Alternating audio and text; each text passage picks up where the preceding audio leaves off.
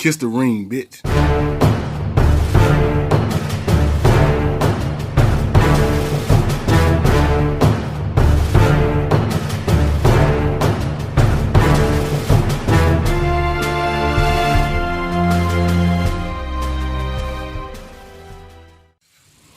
What up, people? I know, y'all ain't used to seeing me make videos on Fridays and all that. But we got a lot to talk about. I might have to chop this video up. I might have to do like a couple parts. Nah, I won't do that. I'll just make one long video. It's gonna take forever to upload, but that's cool. Now, I'm gonna call this episode or this video Kiss the Ring, Bitch. Now, I'm only saying that because, look, last video, man, y'all Bengals fans, all in my videos talking about, oh, we trash and what that make y'all. We beat y'all.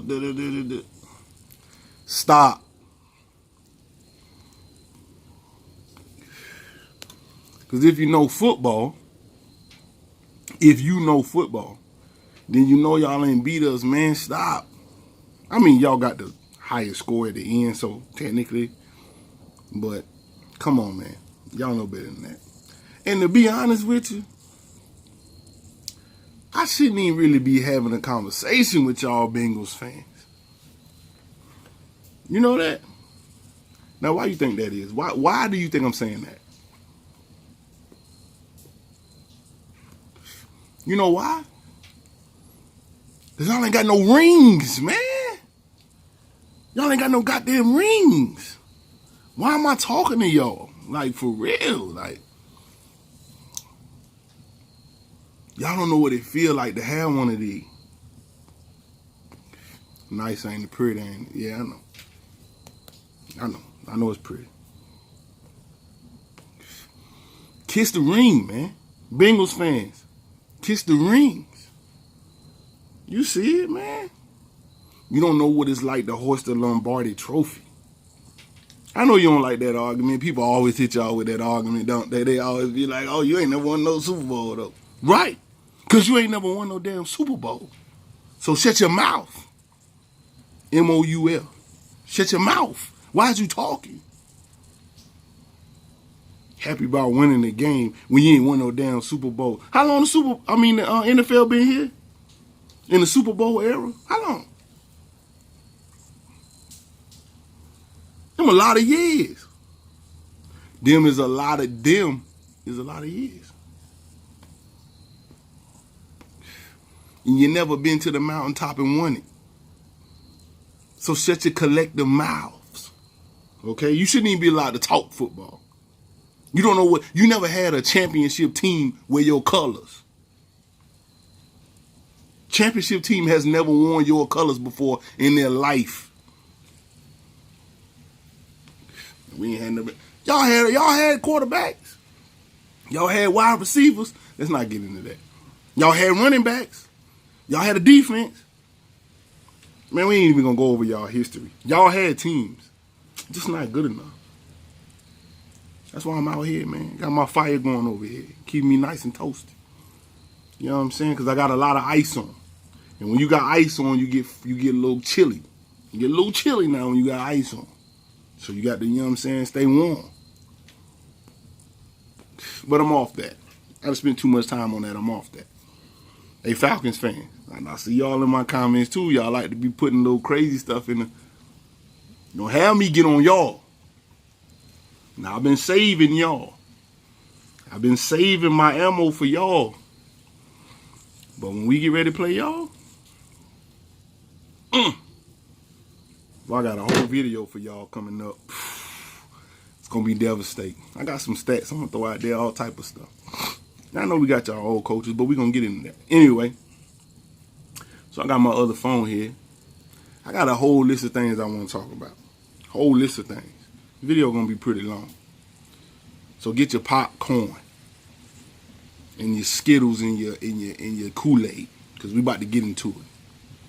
We're going to talk about the state of the Bucs as of today. Let me go find my notes app. I took some notes. First thing we're going to talk about is Dirk Koetter. Now, look. Is Dirk Koetter going to be fired at the end of the season? The Glazers don't even know that yet. Jason Light don't know that. Nobody don't know that. They don't know that until the next couple of weeks happen. Because the next couple of weeks going to happen the next couple of weeks going to determine whether he get fired or not. Right? Because if we start winning some games and marking off some games, then, hey, winning, get some W's, he good. He might survive another year. If we start going downhill, he done. And I'm going to tell you how I know he done. And he know he done, unless he makes some big decisions. Because he fired his defensive coordinator. Then he benched Jameis. He making a lot of moves that tells me this mug, he didn't feel his job. Now you might look at it and say, well, it's Dirk Koetter. He can get a job anywhere. Like, who ain't gonna hire him? At least as an offensive coordinator. What college wouldn't want him? All these colleges out here, of course a college, and a big name college will probably want him. He Dirk Koetter. Problem is, when you are a head coach, when you reach that mountaintop, you don't want to go down. You will, and they often do. But you want to, when you at the top, you want to be there. You don't want on your resume failed attempt at being a head coach for the NFL. You don't want that. You want to be able to say, you had at some point, a successful season, couple seasons, took an NFL team to the playoffs. It's about pride. So he don't want to be fired and all that. Not before he had a chance to do good. All coaches are going to eventually be fired. I mean, eventually they're going to be done. But you want to make sure you got a little legacy that you leave. So I don't know what's going to happen with Dirk. But I'm telling you, he on the hot seat and he know that. So why do we hire him? Here's why we hired him. I know he was in Atlanta, and I know he didn't really do nothing for Atlanta as far as getting him one of these. Kiss the ring, bitch. Anyway. But we hired him because of his success in the division. That's why we hired him. We hired him because he was successful going against our division opponents. Right? It's not that we wanted to be the Tampa Bay Falcons. You know what I'm saying? It's just like, hey, in our division, you have beaten us, Carolina, and the Saints repeatedly. And not by a small margin either. Very successful in the division. Now, this whole division can go, 7-9. But it don't matter. You get a seat to the playoffs so long as you win your division. And out of the coaches in our division, him being one of them, it will be beneficial to you to get somebody that can beat the teams in your division. When they go to hire a coach, they want a coach that they know can beat the division, the teams in the division. It don't matter if they ain't looking for some coach. Well, let me not say that. They looking for a coach that can win the Super Bowl. Don't get me wrong. But their priority number one is winning the division. So who gives us the best chance at winning the division? Who better than a coach that's in our division, that know our division opponents, and then have multiple years of success versus our division opponents? That's why we hired him. It ain't like we love what Atlanta doing. No, we know that he, Dirk Koetter, has the caliber and the mind and the intellect to be able to beat our division opponents.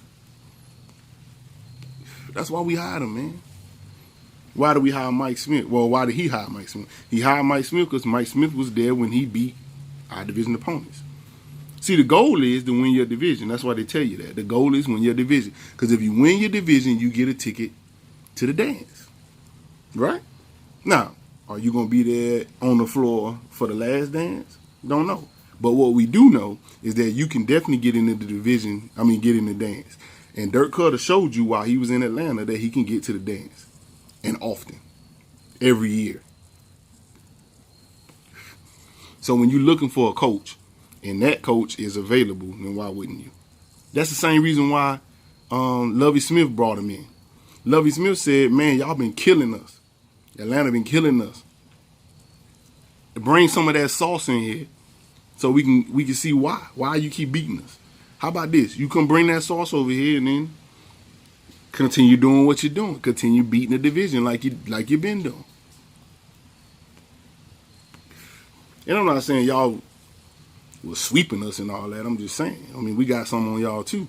But, for the most part, y'all was beating the Tampa Bay Buccaneers when Dirk Koetter was over there. But at the end of the day, kiss the ring, bitch. Anyway. So, let's talk about something else. Because I wanted to hit that. Jameis Winston. The future of Jameis Winston. Here's what I think. Jameis Winston got benched. Why? Because he inconsistent. Jameis Winston been inconsistent since he been with us. The only thing he been consistent with is his damn interceptions. He get the ball away. In 48 games with us, last stat I read, 48 games with us, he's thrown 60 interceptions. In 48 games, he's thrown 60 interceptions. 60. With 17 or something like that fumbles. You just giving the ball away. That's all Jameis did with us is get the ball away. Has he had some spectacular plays? Yeah, I can remember one against Chicago Bears where he ran back 30 yards and then got the ball off to Mike Evans. I can think of a bunch of plays that he made for us, and it was like spectacular. But you cannot consistently get the ball away because that means you're consistently giving the game away. And our defense is dead last in the NFL. You know why? Partly because of Mike Smith and his scheme and all that, but also because they always on the damn field, right? What's that's going to also do? That's going to risk injury. If you always got them on the field, then there's a higher chance that they're going to get hurt. Now go back and look at our team and look at all the injuries that we suffer, repeated injuries. Some of that is because Jameis Winston kept giving them the ball. If the defense always on the field, it's a higher risk of injury, man. Look at the teams that don't get hit with injuries real bad. Take the New England Patriots. They don't normally get hit with injuries real bad. Every team got injuries, but they don't get hit with it like other teams get hit with it. For the most part, they go through the season pretty damn healthy. That's because the defense and the offense spend the same amount of time on the field. If not, the offense be on the field longer. Successful teams do that, right? They do that. They have the offense and the defense spend about the same amount of time on the field. If not, the offense is on the field longer. And there's a lesser chance of them getting injured because the attention goes to wherever the ball is, right? When you're on offense. But when you're on defense, everybody flying around, everybody flying to the ball. You're going to the ball full speed ahead. But in them collisions, it's only one offensive player and 5 defensive players, all involved in that one crash. So the lineman just standing there. When the ball gets thrown, the lineman just standing there. When the ball get handed off and the running back make it past the quarterback and past the offensive line, they just standing there. They ain't involved in the collision. It's the defense that's involved in the collisions. It's the defense that's got to jump all crazy to try to swat the ball down. It's the defense that got to stick their head and then try to put it on the football or punch their arm in there to try to get the football out. It's the defense that's got to pile on the ball carrier and stack on top of each other to get them on the ground. That's why the defense have more risk to getting injured, right? And that's also why if you leave them on the field too damn long, they more risk averse. I mean, they're more likely to be hurt, get injured. Jameis Winston, you some of the cause of that. Why we always thin. Now, again, I get it, right? It's not all his fault, but that's a part of it. Part of the fatigue of our defense is because they always on the field. Teams that got quarterbacks that get a ball away, their defense gets tired faster because they on the field too long, and therefore they start getting shredded.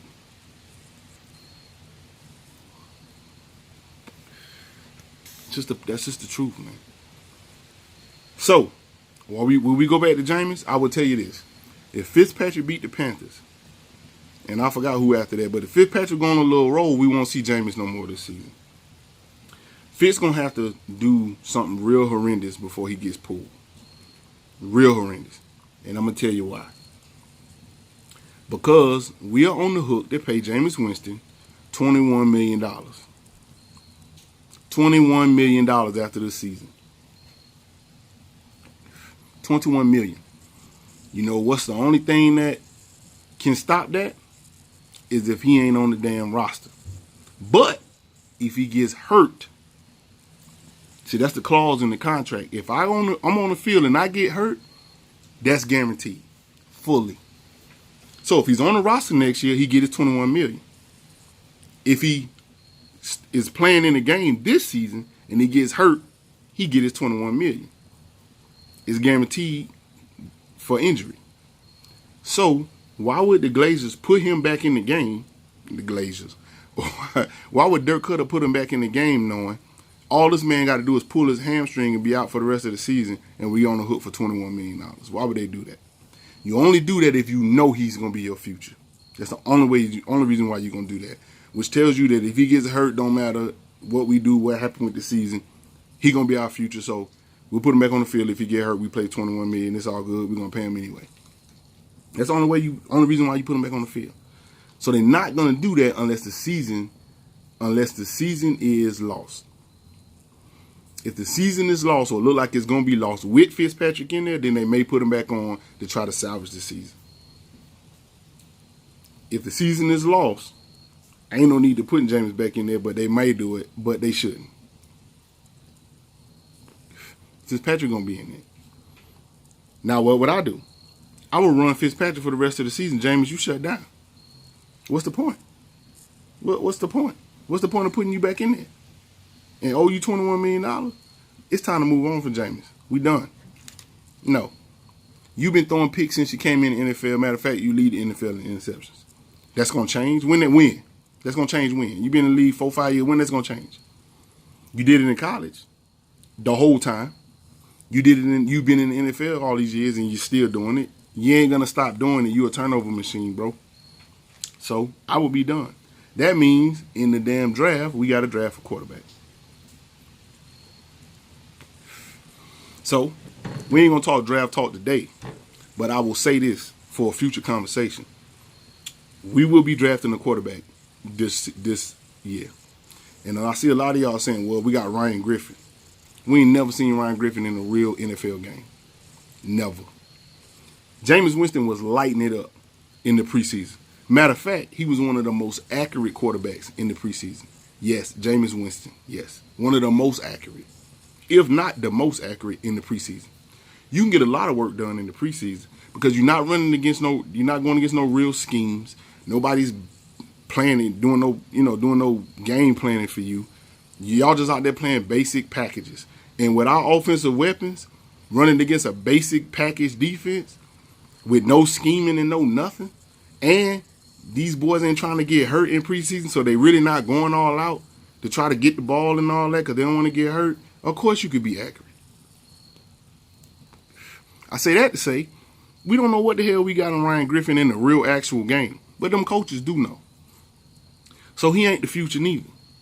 Ryan Griffin ain't the future of the Bucs. Ryan Griffin been on this roster for how long?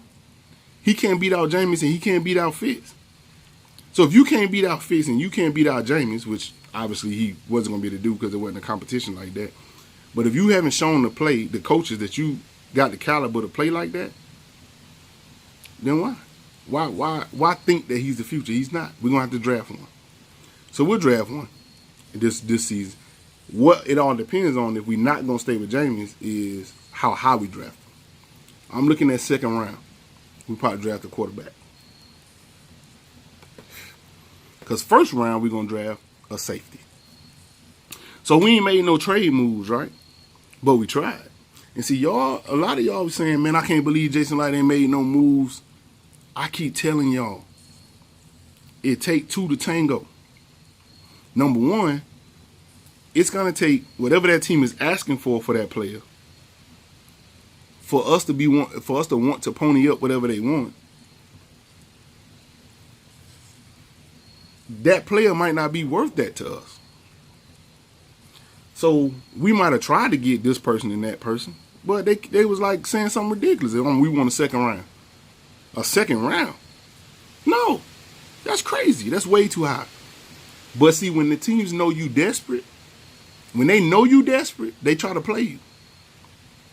They may tell a team like Atlanta, or not even Atlanta, let's say the Saints. They may tell the Saints, hey, give us a 4th round for this player. Or give us a 5th round for this wide receiver. But when the Bucs call, they're like, oh, they desperate. Oh, they need a safety. Oh, they desperate at safety. Tell them we want a 2nd round. See? They offer us a crazy deal. And now Jason Light know. He got people that they talk, the GMs talk.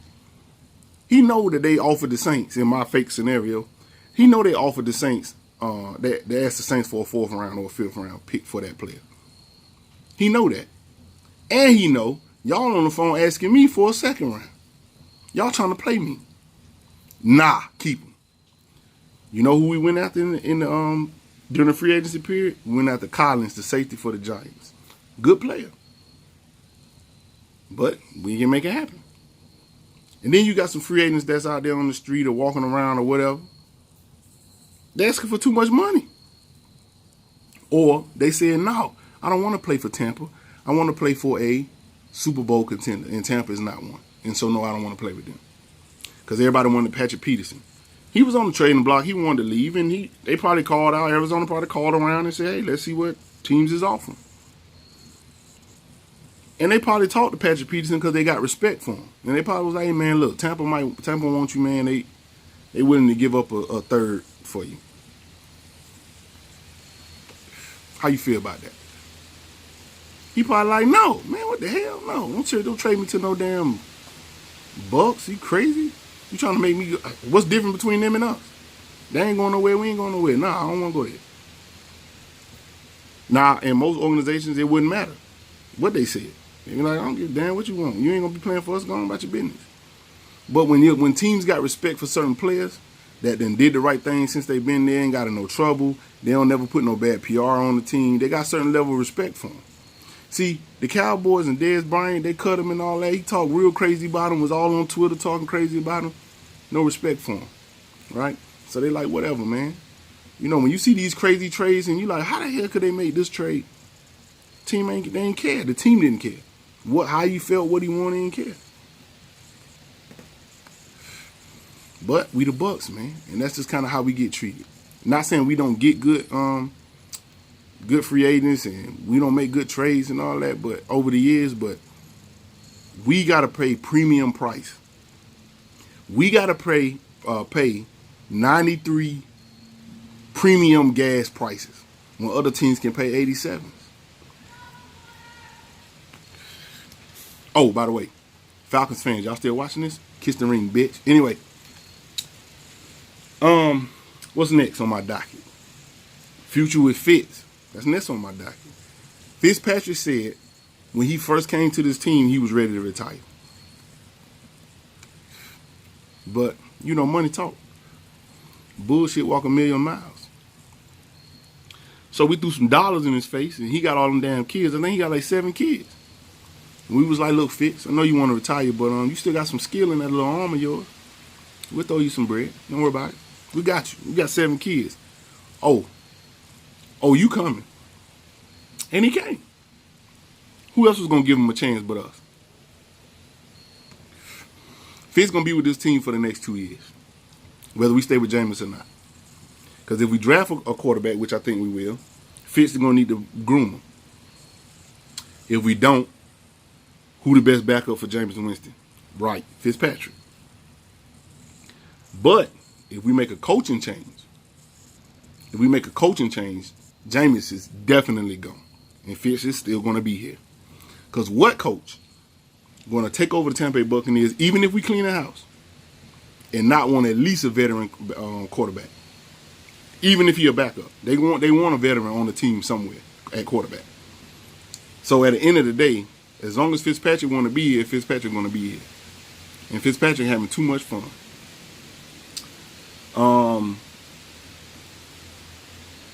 Do I think Dirk Koetter going to be fired? We're going to find out.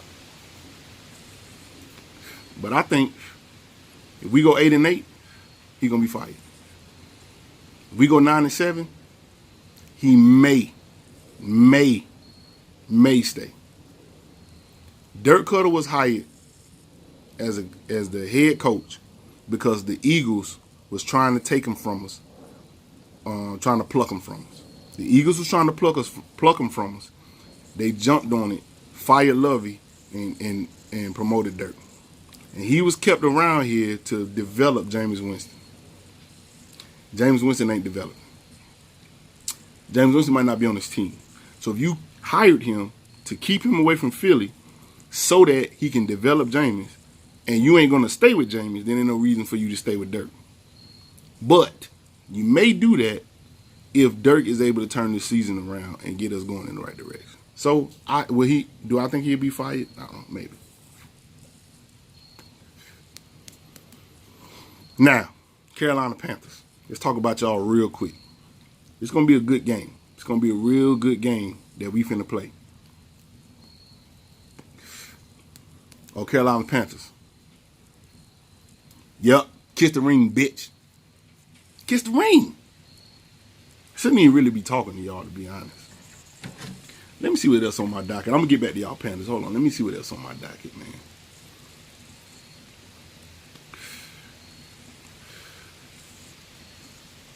Yeah. That's it. Just the Panthers. Last thing I want to talk about. Back to what I was saying. Kiss the ring, bitch. The Falcons and the Panthers are the two teams in our division that ain't never won a Super Bowl. So until you do that, please watch your mouth.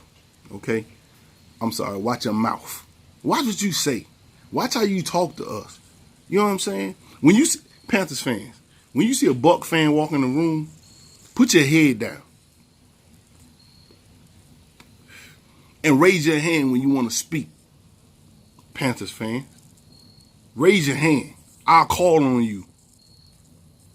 The ring bearers will call on you when it's your turn to speak. Put your head down when you walk in the room.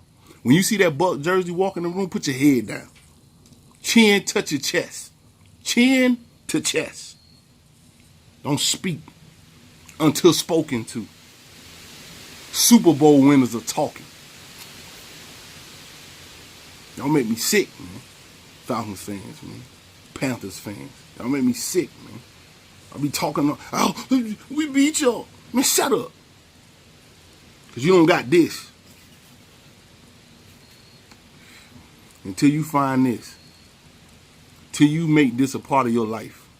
See, here's the thing. When you walk in that one Buck place or one Buck palace, one of the first things you're going to run across is a trophy case. And in that trophy case is a nice, shiny object. It's got a football on top of it. And that means you are world beaters at some point in your franchise history. That means you are world beaters. That means you beat everyone that they put you against. No one stopped you on your track to get that trophy. You walk in the Panther Stadium, all draped in blue and black. You walk in their lobby, ain't nothing in there. Empty. Pictures. Ain't nothing but pictures in there. Oh, look, Steve Smith when he was on the team. Greg Olsen, he set a record. Look, we got a picture of him. Y'all got some old jerseys in there signed by people. But it's one thing that's missing, Panther fans. There's one thing that's missing.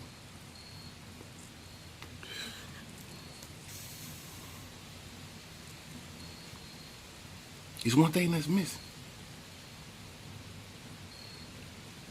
You know, when the team go to the Super Bowl, they print it all in the newspaper and people save the newspaper and all that.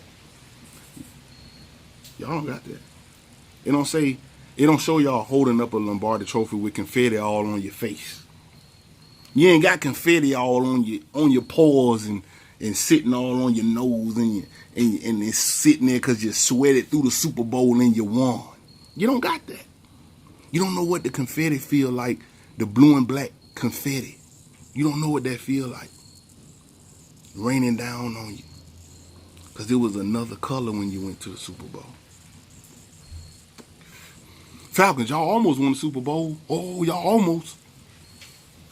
Yeah, well, We almost beat the Bengals last week. Do it matter? No, it's an L. The win column didn't go up a number. The L column did. So do it matter? No. Y'all don't know what that confetti feel like. So until y'all know what the confetti feel like, watch your mouth. When you see a Bucs fan walk in the room, render a proper salute. Render a salute. Render a damn salute. And put your chin on your chest. That's what you should look like when we walk in the room. And quiet down. Bunch of Panthers fans get in the little group. Quiet down. What you talking about? Quiet down. Because you shouldn't be talking that loud and you ain't got no Super Bowl trophies. So do it matter what happened on Sunday? Not really. I mean, it's got a lot of implications. Even if y'all win. I'm going to say, oh, good win, good win. Good win. And I'm just going to do like this. Kiss the ring, bitch.